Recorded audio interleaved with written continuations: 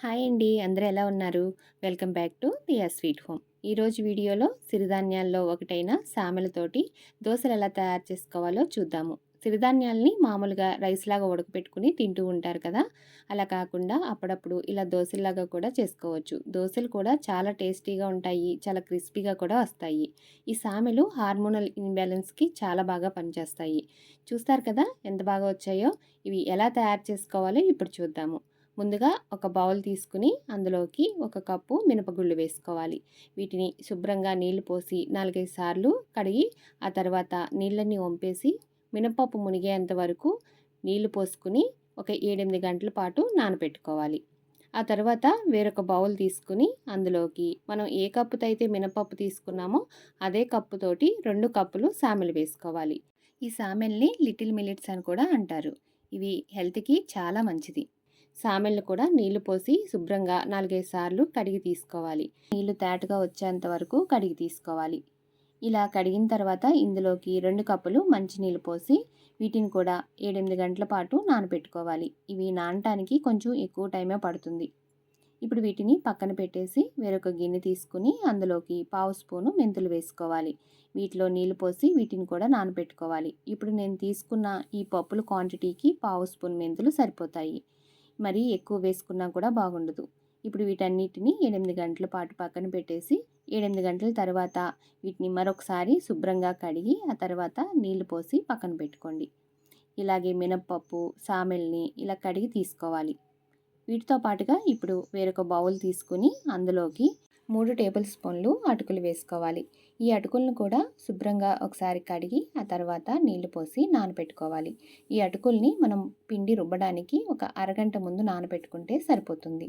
ఇవి కూడా చక్కగా నానిపోతాయి. ఇప్పుడు వీటన్నిటిని రెడీ చేసుకున్న తర్వాత మిక్సీ జార్ తీసుకుని ఇప్పుడు ఇందులోకి నానబెట్టుకున్న సామెలు, అలాగే పెట్టుకున్న మినప్పప్పు, మెంతులు, అటుకులు కూడా వేసుకుని వీటిలో కొంచెం నీళ్లు పోసుకుని అలాగే 2 ఐస్ క్యూబ్స్ వేసుకుని మెత్తగా గ్రైండ్ చేసుకోవాలి.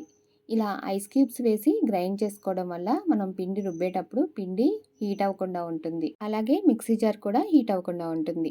ఇలా రుబ్బుకోవడం వల్ల మనకి పిండి అనేది గ్రైండర్లో రుబ్బిన పిండిలాగా చాలా బాగా వస్తుంది. దోసలు కూడా చాలా బాగా వస్తాయి. టేస్ట్ కూడా చాలా బాగుంటుంది. ఇప్పుడు ఇలా రుబ్బుకున్న పిండిని ఒక గిన్నెలోకి వేసుకుని నైట్ అంతా పక్కన పెట్టేసుకోండి.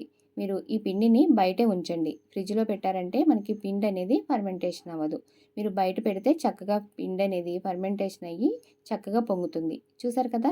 మార్నింగ్ కల్లా పిండి అనేది ఎంత చక్కగా పొంగిందో ఈ విధంగా ఫర్మెంటేషన్ అయ్యింది అంటే మనకి దోసలు టేస్ట్ బాగుంటాయి. దోసలు వేసుకున్నప్పుడు చక్కగా వస్తాయి. ఇప్పుడు ఇదంతా ఒకసారి బాగా కలుపుకొని ఇందులోకి రుచికి సరిపడినంత ఉప్పు వేసుకోవాలి. ఇలా ఉప్పు వేశాక ఒకసారి బాగా కలుపుకొని మీకు దోస కన్సిస్టెన్సీ కరెక్ట్గా ఉంది లేనిది చెక్ చేసుకుని ఒకవేళ బాగా తిక్కుగా అనిపిస్తే ఒక 2 టేబుల్ స్పూన్లు నీళ్లు వేసి కలుపుకోండి. లేదంటే ఇలా ఉప్పు కలుపుకొని తర్వాత మనం దోస వేసుకోవడమే. ఇప్పుడు స్టవ్ వెలిగించుకుని ప్యాన్ పెట్టుకొని దానిపైన ఒక 2 డ్రాప్స్ ఆయిల్ వేసుకుని ఆ తర్వాత మనం గ్రైండ్ చేసి పెట్టుకున్న ఈ సామెల పిండితోటి దోస వేసుకోవాలి. దోస వేసేటప్పుడు మీరు స్టవ్ని లో ఫ్లేమ్లో పెట్టి వేసుకోండి. అలాగే ప్యాన్ కూడా బాగా హీట్ అవనివ్వకుండా మీడియం హీట్లో ఉన్నప్పుడే మీరు దోస వేసుకున్నారంటే దోస పిండి అనేది గరిటికి ప్యాన్కి అంటుకుపోకుండా దోస అనేది చక్కగా ఇలా రౌండ్గా వస్తుంది. అలాగే మీరు క్రిస్పీగా కావాలి అంటే కనుక స్టవ్ని లో ఫ్లేమ్లో పెట్టే ఈ విధంగా కాల్చుకోండి. మీకు కొంచెం సాఫ్ట్గా కావాలంటే మీడియం ఫ్లేమ్లో పెట్టుకుని కాల్చుకుంటే దోసలు కొంచెం సాఫ్ట్గా వస్తాయి. ఇది దోస కొంచెం కాలిన తర్వాత కొద్దిగా ఆయిల్ వేసుకుని ఆ తర్వాత ఇలా గోల్డెన్ కలర్ వచ్చిన తర్వాత వేరొక ప్లేట్లోకి తీసుకుని సర్వ్ చేసుకోవడమే. ఇదే విధంగా మిగతా దోసలు కూడా వేసుకుందాం. ఈ దోసల్ని మనం ఏ చట్నీతో తిన్నా కూడా చాలా బాగుంటాయి.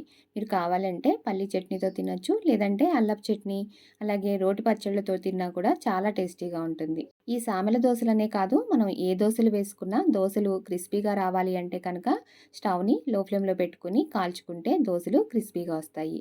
అలాగే కొంచెం సాఫ్ట్గా కావాలి అంటే మీడియం ఫ్లేమ్లో పెట్టి దోసలు కాల్చుకుంటే కొంచెం సాఫ్ట్గా వస్తాయి. ఇప్పుడు మనకి ఒక పక్కనే కాల్చుకుంటున్నాం కదా! మీరు కావాలంటే రెండో పక్కన కూడా కాల్చుకోవచ్చు. ఇవి చక్కగా పల్చగా వేసుకోవడం వల్ల రెండో పక్కన కూడా కాల్చాల్సిన అవసరం ఉండదు. చాలా టేస్టీగా ఉంటాయి. చాలా క్రిస్పీగా ఉంటాయి. ఒకసారి తప్పకుండా ట్రై చేసి టేస్ట్ చేయండి.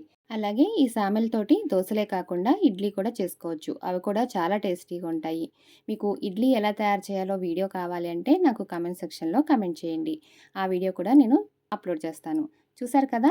ఎంతో టేస్టీగా ఉండే సామెల దోసల్ని ఈజీగా ఎలా తయారు చేసుకోవాలో.